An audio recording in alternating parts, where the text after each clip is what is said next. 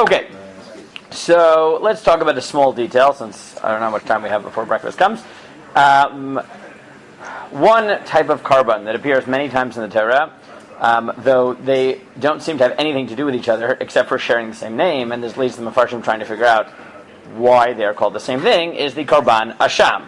Now, most of the time, assuming people know anything about Korbanot, when they talk Asham, what do they normally think? Sin. Which Korban? Which type of Asham? There's like 10 of them. Which what? One with that. The Asham Talui. Okay, they don't think of anything apparently. No, right. So one type, probably the one that's mentioned most in the Gemara, is the Asham Talui, which is a korban that's brought when you're not sure whether you violated a sin for which, if you actually violated, you would be chayav chatat, meaning a sin for which, if you did it b'mezid, you'd be chayav mita or karet. Right. So 2 steps removed there. Right. That's a normal Asham. That's called an Asham Talui. But there's also the Asham Vadai.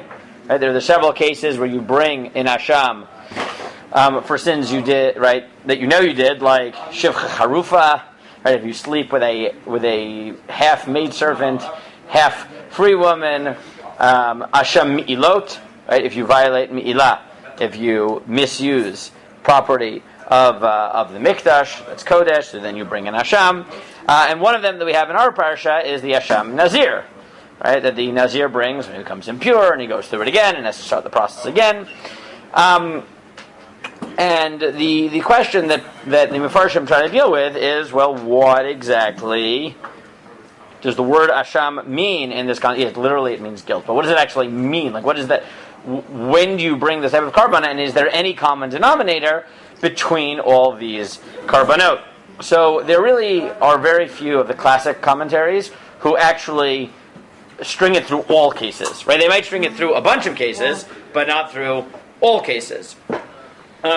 So one position of Asham that the Mefarshim understand it to mean is it means something like compensation, right? You have to compensate. Now, where do they get this notion? And this is why it's good for Naso, for 2 reasons. We both have this pasuk, which is the source text for that, and Asham Nazir, so it's a good time to talk about it, is that Perek Hey in Bamidbar, which is right towards the beginning of Naso, which, there's a lot in Naso. Naso's long. Very long. Longest parsha. Really? 176 psukim, yeah. Quite long. It's long, and then you have to realize that there's the last 72. Good. There's still 100. Yeah, okay. There's still over 100 before that. Okay. So, it's not... But if we take the 72 and we divide it by 12, the 12 Nasiim or whatever? That's 6. No, that's what I'm saying. 6 from each. That's what I'm saying. So you get 110? That's what I'm saying. 110 of things that you actually have to learn. So, how many parashiyot is that? What? The math. What? I'm looking to hear this on the recording. Okay. It's like I want to hear partial short and I want to hear that on the recording. Okay. Some people really do like the numbers. Anyways, but Perikei Naso, you get the following. Daber Adonai Moshe lemor, Daber b'nei Yisrael, ish o isha ki asu mikol chatar ha'adam l'momal b'Adonai v'ashma nefesh ahi, v'yidvadu et chatatam asher asu, v'yishiv et ashamo b'rosho, v'chamishito yosef alav, v'natan l'asher asham lo. So, if someone steals, right, so then... and is nishbal sheker, so we call that repayment, this whole repayment process, an asham. Right? If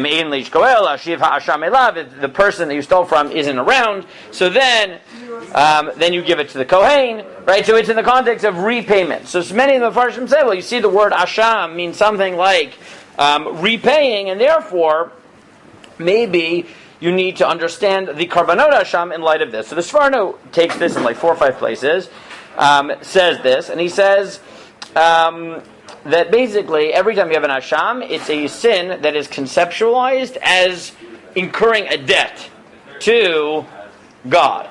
And therefore you have to pay it back. Now he said the simplest one to understand from this context is Asham Ilot. When you actually misuse the property of the Mikdash, so you need a Karban that somehow makes restitution to the Mikdash. Now the Asham Talui, right, he argues this like that also. That since, if I actually sinned on purpose, I'd have to bring a chatat where I clearly would owe something. I'm not sure I owe it yet, so in the meantime, I sort of put a down payment or something like that to the Mikdash, and that's the recompense. And Asham Gzelo, which is what we just talked about now, the Asham Gzela, where I stole from somebody and swore falsely, so I pay back. Clearly there the theme is some sort of compensation. So it's a korban that I bring in a case where I incur debt, and this is part of the repayment process. The problem is, as I said, the classic Mefarshim really don't try to explain it throughout all, because okay, Me'ila, Asham Gzelot, maybe even Asham Taloi, you could pull it off. But Asham Shivcha Charufa, right, and Asham on the Nazir, right? How exactly do you get there? So Professor Yomini Grossman tries to take the what if you want to take the Sforno consistently, right? This type of shot. So then, how would you play it on the other Korbanot? So this is what he suggests. So he said, okay, by a Nazir. That's the other one that's in our parsha. He says, well, it's a repayment, so to speak, of holiness, right? Meaning, Asham is brought up where I commit to God a certain number of days that I'm going to be holy, and then I break it in the middle, and now we need to start again. And in that process, I need to bring in Asham, right? So it's part of this process of, I owe you time, if not money, and therefore, I'm starting again. So I bring a korban as part of my restitution as I begin counting again. So maybe that's how the Sforno would conceptualize the Asham Nazir as a restitution as well. The Shiv Charufa, he says, it could be that, it's this weird hybrid where it's like a financial crime and sexual misconduct, and because of the weird situation, right, you might forget or something, or not realize that you also violated a sexual sin and you owe something to God. So the korban comes to remind you of that aspect, right? Because Shiv Charuv is this weird case, right? She's Chatzi ben Choren, right? Chatzi Shivcha. So it's like there's monetary components, so there's right. So in order to sort of highlight that debt to God, that there is a spiritual component, you bring in Asham, which is not so smooth. Right? This is the problem with trying to find a consistent theory. The Mitzorah, as well, he suggests, is a makeup for lost time, right? Since he was kicked out for a while, as he's coming back in, it's part of this sort of coming back. So I don't know if you really want to say restitution, or as part of making up lost funds, lost time, something like that. Again, it doesn't really work so smoothly in all the cases, but I think that's at least chomer lemachshava to think, okay, well, if that's the case, then what does it mean in each of these cases? Quickly,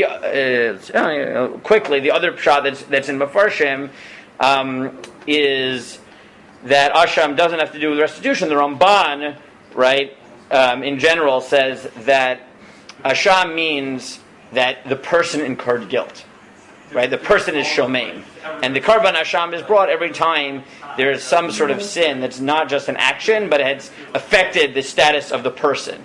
Now we've talked about this. If you remember did you come to Kachim Shir last year? No, there's Shana Bet, right? So like Asham Talui makes sense, right? Chavan Chatas, you could say, look, I sinned in a particular sin, so I bring a korban. Asham Talui, I don't know if I sinned, so I may not owe anything to God, but I am in this weird state, right? The guilt is like floating over me because I don't know exactly what I did, and that's the way the Ramban takes it. Now this works again for some of the for some of these korbanot, not like others. Here, this actually works in a certain way, like Nazir and Mitzorah, that you bring this korban when the person has got those you.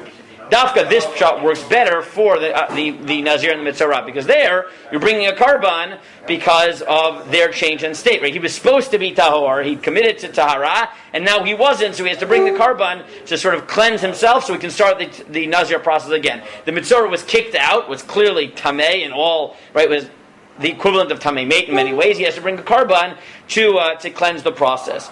It's not really clear why all the Asham Vadais are like that. You'd probably have to say that all of those, there's something particularly egregious about them, where the sin inheres in God, in the person, right? I don't know, I took property from God, that somehow contaminates the spiritual personality, or something like that. But in general, those are the two approaches to what Asham is. Is Asham a korban where there's some sort of restitution, and therefore you have to figure out in each case, what is this debt that's being paid, or is it things that have to do in a way not just with what I did, but who I've become, where they're Dafka, the Nazir, and the Mitzorah, why they have Asham associated with them makes a lot of sense, because those you can see are about the change in the person, in the status of the person, and Asham Talui, okay, Al Hakvul, I sort of understand it. Some of the other ones, it's a bit harder to pin it in. It could be that maybe both are true, that Asham can have different valences, and that's how you'd solve it, but that's a little bit on Asham.